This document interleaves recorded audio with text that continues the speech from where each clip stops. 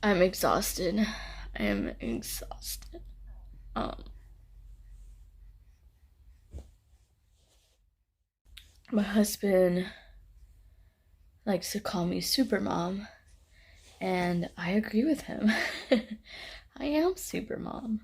And so are literally every woman on this planet who is raising a child or multiple children. Honestly, this is probably one of the hardest jobs in the whole wide world. You can fight me about it.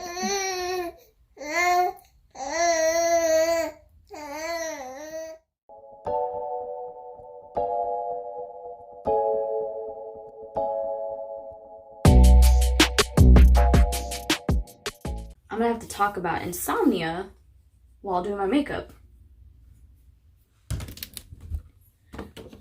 But when I was reading about insomnia in this book, it's titled The Mystery of Sleep, written by Meyer Krieger, MD. He specializes in sleep. What is insomnia? Scientists describe insomnia as having one of the following.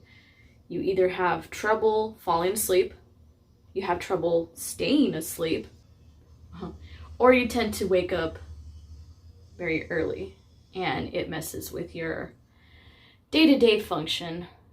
Oh my god, this concealer is doing nothing. More concealer? Jeebus. See, this is what I have to deal with.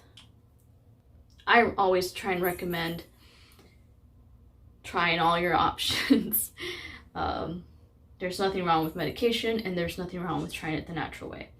In this case, the reason why I want to treat my insomnia naturally is because that is one less medication that I have to worry about. I have treated my insomnia without pills with success in the past.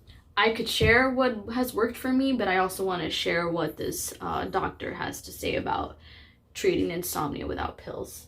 So 13 commandments of fighting insomnia. Number 1, use the bedroom for sleep and sex only. Gotcha. Number 2, if you can't fall asleep after 15 to 20 minutes, get out of bed and do something else that is relaxing. Don't get out of bed and start working out. Number 3, avoid activity that might cause your brain to feel aroused. Avoid arguments, discussions about money, or major problems right before bed. Okay, check that. Number 4, do not consume heavy or spicy meals before going to bed. Yeah, that's not a good time.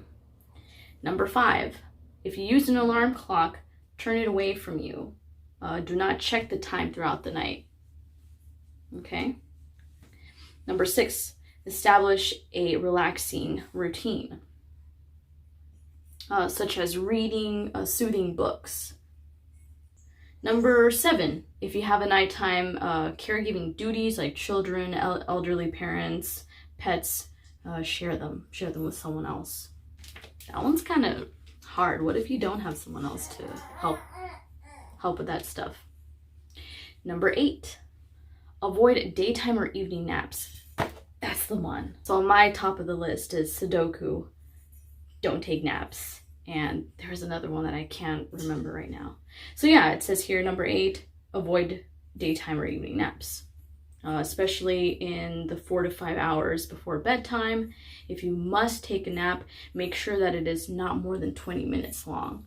Number 9, get plenty of exercise, but not close to bedtime. Number 10, restrict your time in bed. Oh, okay. That's a new one. I've never heard of that. Spending more time in bed than you need may lead to poor sleep. Number 11, take a warm bath. Oh, that sounds really good. Or have a hot drink. I usually actually have tea before going to bed. And number 12, oh wait, no, there was 13. Number 12, cut down, eliminate cigarette smoking. Do I have to say any more? And last one, number 13, if the insomnia persists, consult your doctor. A medication or disease might be causing the insomnia. Okay, so I was supposed to talk about this after the mask, but my daughter is not going to give me any other time. It's now or never.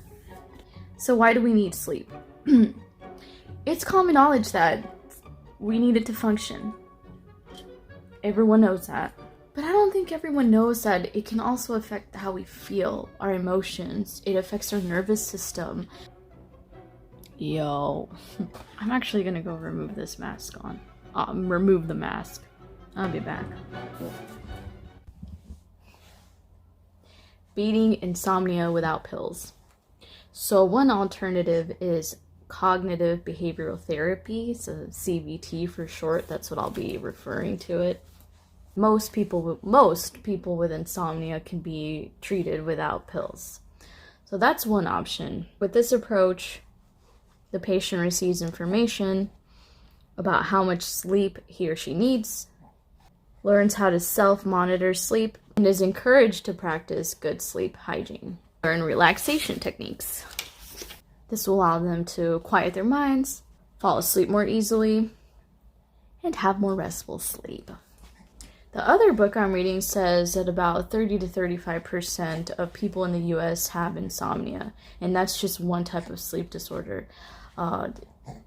Around 70 million Americans suffer from all kinds of sleep disorders. That's kind of scary.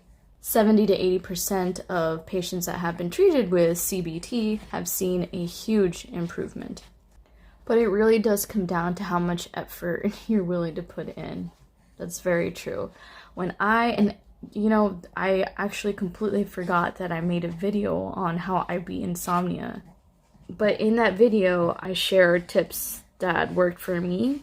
And one of them was sleep hygiene. Sleep hygiene refers to what you do to prevent or promote sleep. Some of these habits relate to diet, exercise, alcohol, and drug use.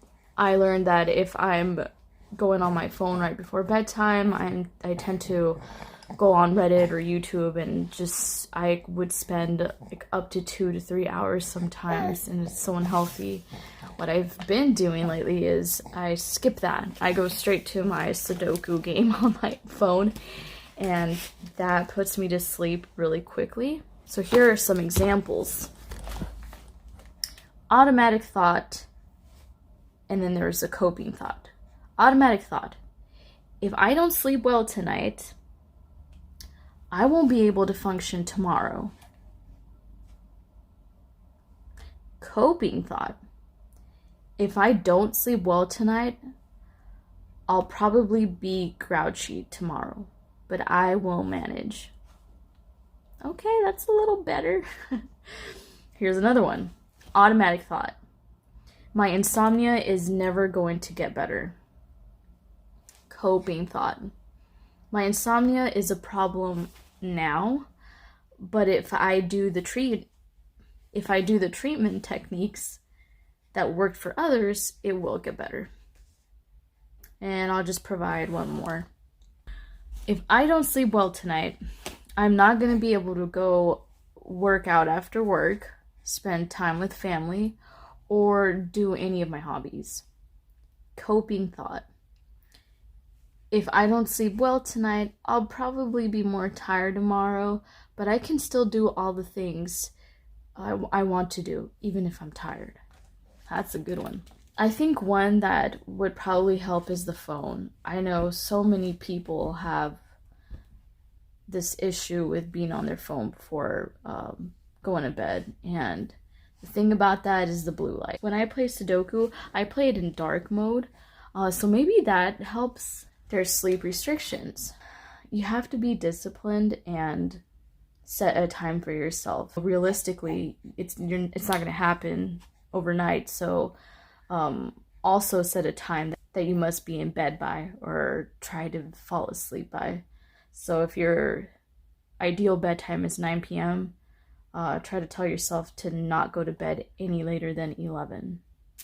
That way you start training your brain to start sleeping, getting closer to your ideal sleep time. Relaxation training. So here are some deep muscle relaxation techniques. We'll start with number 1, clench your right fist, 2, clench your left fist. Oh, okay, so it's like a process.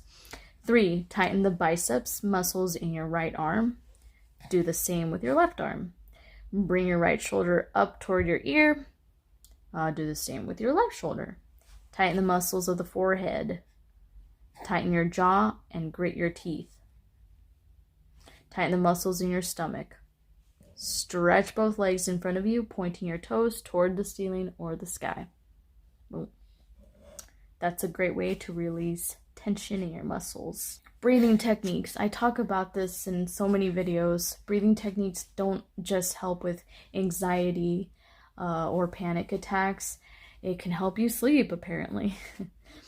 When I suffered from insomnia, really bad insomnia while I was pregnant, I had to do breathing techniques every single night. Every single night, I had to do the breathe in 4 seconds, hold, breathe out 5-6 seconds or something like that. The 4-6. I could be wrong about that, but that one and the counting to 10. So breathe in 1, 2, breathe out 3, 4, breathe in 5, 6, breathe out 7, 8, and then until you get to 10. And that was actually really great. And white noise. That's something to probably experiment with. I use white noise because I have a baby. I think white noise has been helping me, and that was unintentional. Like, I never thought to try that out. The other recommendations on here are hypnosis and meditation, something which I recommend to go to a professional for. I'm sure you can find YouTube videos on these things. If seeing a professional isn't an option, so that's something to try out too. And now another sneak peek into the world of a sleep-deprived mother who is just losing it. Thank you for watching. This is what it looks like to be a total mess. Yesterday, I noticed that I have like multiple bald spots, and I'm trying to cover it up with this headband. And now we're looking real glamorous. How about that?